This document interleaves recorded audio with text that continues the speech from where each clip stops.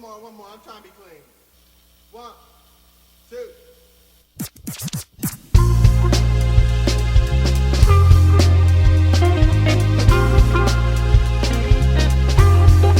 I got to laugh for miles, 'cause I got hope and smiles. I am an idealist who believes in the world. I believe in choices. I believe in positives. I know we can reverse the crisis of today. In your book, you discuss Wangari Maathai, and you make a statement that in a lot of ways, Maathai's life was an example of how to protect others from trauma, and using leadership to protect others from trauma. Can you tell us a little more about Wangari Maathai and what that means for a leader to protect others from trauma? Sort of like Sojourner Truth did in many ways. Right. Well, before I found out about her when I went to Africa and Kenya, and that's where she's from. She's Kikuyu. And I learned about her there. And they talked about her work that she had done in the environment. I didn't realize she was known in Germany and recognized in the Norwegian area. I said, wow, but she had done a lot of work around environment. Every time we went to Africa, which I went 5 different times, we planted trees there. That was part of the piece. And that has to do with her influence around wanting to bring the environment back up again in the areas that trees or whatever had been broken down. And in her story, it's a little bit different. It has to do with the Mau Mau. And when the Mau Mau uprising, her father was considered a traitor because he had fraternized with the whites over and above his servitude. And because of that, he was, they went after not just him, they would also go after the whole family. And she was a kid at the time herself. I think she was about 9 or 12. But they came into the village looking for him, but also looking for the family. And so she had to hide herself, and she took the baby with her. And like I said in the story, imagine the fear that she had gone through. She would have been detected, they would have killed her. And so she managed to stay hidden and keep that baby quiet. That was the big piece, because she's out there, and she managed to do that. And so that is trauma in itself. But the Mau Mau, a lot of people paint them as this terrible group of people, and they weren't. They were the civil rights fighters for their people at that time. And so it's just that as it goes, they went after those who were against them in their own tribe. So as a Kikuyu, she did, to me, growing up and considering what she went through, she became more of a civil rights person herself and not withholding all that anger or angst against the people who were coming after them. So that in itself made me impressed about her and the work she done. And at that time, she was still alive when I was traveling to Kenya. I never got a chance to meet her. I wanted to meet her. And I never had that opportunity. She did quite a bit of work over there. And apparently, for her to be known in Germany and in Norwegian, in Norway, she had to have, what can I say? She had to infiltrate her beliefs, her belief system. Okay. And so, so I think as far as trauma, helping other people through trauma, I think her leadership and knowing what she's gone through helped people in that way. But I don't think she spoke about it in particular. She didn't, because a lot of people don't even realize they were traumatized. Yeah. I to interject here. This is what makes your book so incredible to myself personally, but to many others that I know and work with in the Grays Harbor community. I think that when we talk about leadership, we don't consider where leadership sometimes comes from. We don't consider what inspires us to become leaders. I think we always talk about leadership as having some sort of innate quality about a person, which people can be naturally charismatic or talents with social intelligence or emotional intelligence. But I think what is lacking from the conversation about leadership and about trauma is how sometimes trauma informs leadership. Sometimes trauma inspires leaders.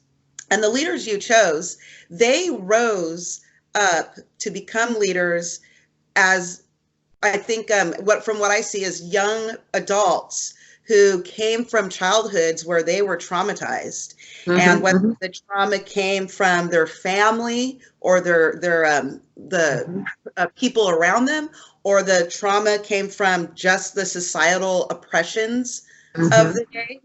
It's like they discovered a way to cope by saying, hey, no more, let me have empathy and compassion and lead, society, or lead my family to a more healthier way of life. What do you have to say about that?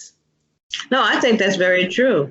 As you were talking, I was thinking about the incident with Dr. King. When Dr. King had I was surprised. Let me back up a little bit. I was surprised when I read James McGregor Burns' book on leadership and Howard Gardner's book on leading minds. And because they're the ones who identified and stated that Dr. King had attempted suicide before the age of 15. And I was going, what? No one had. It hadn't even been talked about in our community, and I said, well, must be something. And when I saw it in two different leaders' information, I knew that there was something there, but it didn't go deep enough. And so through that, it made me think about that time when he had disappeared. And it was after the bombing of his family's home, and his kids were there and his wife, and he was there. And I wondered if that associated, and this is a theory, if that associated with what happened around the time of his grandmother. His grandmother had died when he was at a parade. And of course, he wasn't there to help her. And he felt that he should have been there when she died. So I think it was, a little bit after her funeral, that he jumped out the window. And he jumped out the window. He was trying to attempt suicide. And because he felt so bad that he let his grandmother down. He was very close to his grandmother. And then it was a second time when something had triggered, and he thought about his grandmother, and he did it again. So those were the two times. Yeah. And so it made me think that in that situation, he was not able to help. And in the situation when his wife, when they were shot at, he was unable to, he couldn't stop the shooting. He didn't have it. So it made me think, I wonder if that disappearance had something triggered the trauma that he went through as a child. But he wouldn't have put the two together. He wouldn't have put those two together. So that's why I said it's my theory. Just thinking about that. And so what was the question again? I know I got off. I just wanted to get your take on how trauma informs leadership, how it might inspire people to become leaders. Well, the other thing I learned in doing this work is that all those that I had selected, they all had a lot of things in common. Compassion was one of them. The other thing was that they didn't mind taking risks, and they accepted the consequences of those risks. All of them did. And I thought, wow, and looking at the different eras that I had picked, they all had those same characteristics. They also had they were able to adapt easily. Each of them were able to adapt easily. The other part was that they took on the ability to take on more than one thing. None of them had just one thing that they did. Right. None of them. I noticed They had like 4 or 5 things going at the same time. That blew me away. a lot like yourself, though. A lot like yourself. Right. And I realized that too. I said, my goodness, same thing. Compassion. I'm willing to take a risk, and I'm willing to accept the consequences of those actions. So those were the pieces that I saw bringing them together. Right. Mm-hmm. And it seems, again, from a young age, they had gone through all these traumas. And I think that definitely relates to what had inspired you to write this book, because you were saying how the inspiration began with your work with children. And it seems like, Eleanor Roosevelt, Martin Luther King Jr., Wangari Maathai, as well as Sojourner Truth, were young people struggling with incredible odds at the time. And for them to be the leaders that they were, there's protective factors that are embedded in there. There's self-efficacy. There's adaptation. Because if you can't adapt, then that's where you have a problem, especially when you're traumatized. If you can't adapt to your environment, then more than likely, that's when you fall off. That's when you go into drugs. That's when you go into the different areas that will take you down those roads. Yeah. Then the other part is spirituality. People don't think about that, but they grasp, especially Dr. King. And I looked, when I was researching Eleanor, I wanted to see, she had a sense, very strong sense of spirituality around her. And so Sojourner Truth, like I said, she was a minister. And Wangari, she did too. And I thought, wow, the fact that similarities between all of these people around those protective factors, kept them strong and overcoming their trauma. They couldn't get rid of it, but they overcame it. Yeah. Right. Mm-hmm. Well, we're going to start right here for our first part with Dr. Harden Cato about saving the leader within, her book, Saving the Leader Within, and about leadership and trauma. We will be back with part 2 and have Dr. Cato share a little bit about her own stories growing up and how she has evolved to become a renowned leader herself.